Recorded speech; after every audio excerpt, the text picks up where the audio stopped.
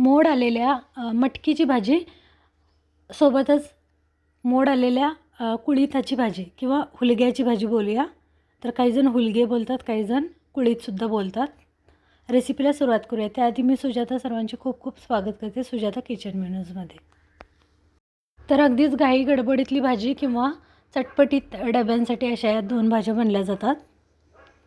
कोणतेही वाटण न बनवता अशा या भाज्या आपण पटकन बनवू शकतो. तर मोड आलेली मटकी या ठिकाणी मी थोडीशी हळद आणि थोडंसं मीठ घालून शिजवून घेतली. अगदीच थोडंसं पाणी घालून शिजवून घेतली होती. पाहू शकता मस्त शिजली गेली मटकी. लगेचच फोडणी बनवून घेऊ. काही मसाले घेतलेत. फोडणीसाठी फ्राय पॅन घेतला आहे.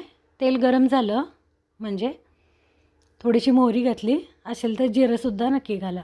तर मी जिरे पूड वापरणार होती, यासाठी जिरं घातलं नाही. तर मोहरी जिरं घालायचं आहे. कांदा एक बारीक चिरून घेतला आहे. तर कांदा थोडा जास्त घातला तरी भाजी छान होते. कांदा सोबतच लसूण थोडा जास्त वापरायचा आहे. 7 ते 8 लसूण ठेचून घेतलेत. धन्यांची कोणतीही सुकी भाजी बनवताना एखाद्या वेळी वाटण नाही वापरलं ना तरी चालतं, पण लसूण ठेचलेला थोडा जास्त वापरला म्हणजे भाजीनं मस्त अशी खमंग बनली जाते. कांदा लसूण व्यवस्थित परतवून घेतला आहे. कांदा थोडासा भाजत आला म्हणजे यामध्ये टोमॅटो घालूया. तर टोमॅटोसुद्धा अगदी बारीक चिरून घेतला आहे.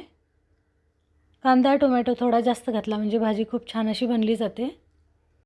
टोमॅटोसोबत बारीक चिरलेली कोथिंबीरसुद्धा घालून घेते.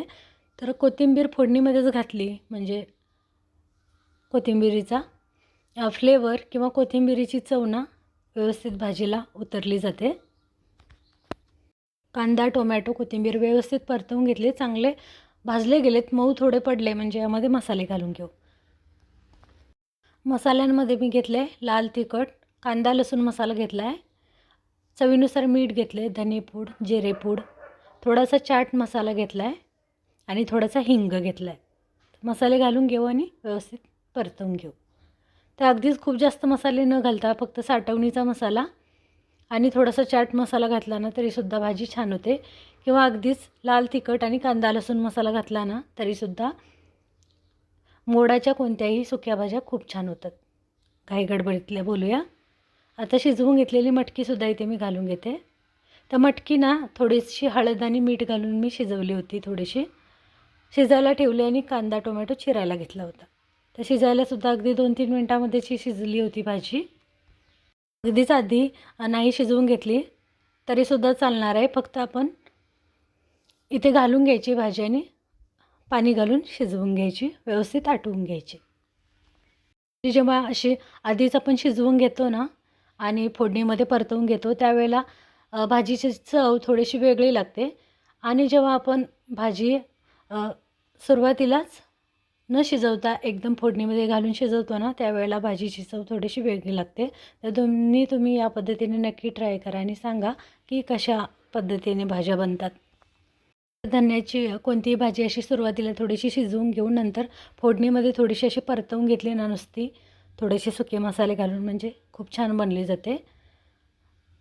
तर मटकी घालून घेतली मी शिजवलेली आणि झाकण ठेवून घेतलं आहे. तर चवीनुसार लागणारे संपूर्ण मसाले घातलेत आपण, मीठ लाल तिखट वगैरे. भाजी थोडीशी आटत आली तर थोडासा शेंगदाणा कूट घातला आहे. भाजलेल्या शेंगदाण्याचं कूट किंवा कूट न घालतासुद्धाच तितकीच भाजी छान बनली जाते. असेल तर कूट थोडासा घालून एकदा या पद्धतीने नक्की बनवून पहा. झाकण ठेवलं आणि पटकन अशी 3 मिनटामध्येच किंवा 2 ते 3 मिनटामध्येच भाजी पाहू शकता परतवून घेतली. आधीच भाजी शिजवून घेतली त्यामुळे खूप जास्त वेळ लागत नाही. मस्त असं तेल सुटलं जातं आणि चटपटीत अशी भाजी बनली जाते. थोडासा चाट मसाला, लाल तिखट, धनेपूड, जिरेपूड, कांदा लसूण मसाला वापरला आहे. थोडीशी असेल तर कसुरी मेथी घातली ना तरीसुद्धा मस्त अशा या भाज्या बनल्या जातात. आणि भाजी या ठिकाणी पाहू शकता किती मस्त बनली. चवीलासुद्धा तितकीच चटपटीत अशी छान बनली जाते. तर आता पाहूया हुलग्याची भाजी. तर हुलग्याची भाजीसुद्धा याच पद्धतीने बनवण्यासाठी या ठिकाणी मी फ्राय पॅनमध्ये तेलमध्ये मोहरी जिरं कढीपत्ता कांदा लसूण घातला आहे आणि काही बेसिक मसाले घातले. लाल तिखट हळद हिंग धनेपूड जिरेपूड किंवा नुसतं कोणताही गोडा मसाला साठवणीचा मसाला घातला तरीसुद्धा चालणार आहे. हुलगेसुद्धा या ठिकाणी मी शिजवून घेतले होते. मोड आलेले हुलगे आणि फोडणीमध्ये घालून घेतलेत, पाहू शकता. तर ही हुलग्याची भाजी ना एकदम अशी सुकी, खूप चटपटीत, खूप मस्त लागते. डब्यांसाठी, भाकरीसोबत, चपातीसोबत खाण्यासाठी खूप छान अशी ही भाजी बनली जाते. लहानांपासून मोठ्यांना सगळ्यांना आवडेल अशीची बनली जाते. शिजवून घेतलेले कुळीत हुलगे घालून घेतलेत मी फोडणीमध्ये आणि परतवून घेऊ. आणि अगदी 2 ते 3 मिनटामध्ये ही सुद्धा भाजी या पद्धतीने बनली जाते. तर या भाजीमध्ये सुद्धा आपण हवं असल्यास शेंगदाणा कूट घालू शकतो किंवा न घालता सुद्धा ना, हुलग्याची वेगळी अशी स्वतःची चव असते. तर खूप जास्त मसाले न घालता खूप छान अशी भाजी बनली जाते. तर हे हुलगे शिजवल्यानंतर राहिलेला जो काही रस असतो किंवा राहिलेले जे पाणी असतं ना, त्याचे हुलग्याची आमटीसुद्धा खूप छान बनते किंवा त्याला आपण कढणसुद्धा बोलतो. कोणतेही कडधान्य शिजवल्यानंतर राहिलेली जी रस राहतो किंवा जे पाणी राहतो ना, तर त्याला आपण फोडणी देऊन थोडं वाटण घालून त्याची जी आमटी बनवली जाते ना, तर त्याला कढण बोलतात. तर एकदा आपण त्यासुद्धा 2-3 रेसिपी नक्की पाहूया.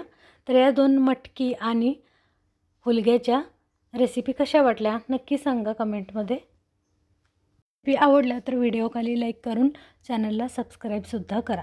तर पुन्हा भेटूया मस्त अशा नवीन रेसिपीसोबत. धन्यवाद.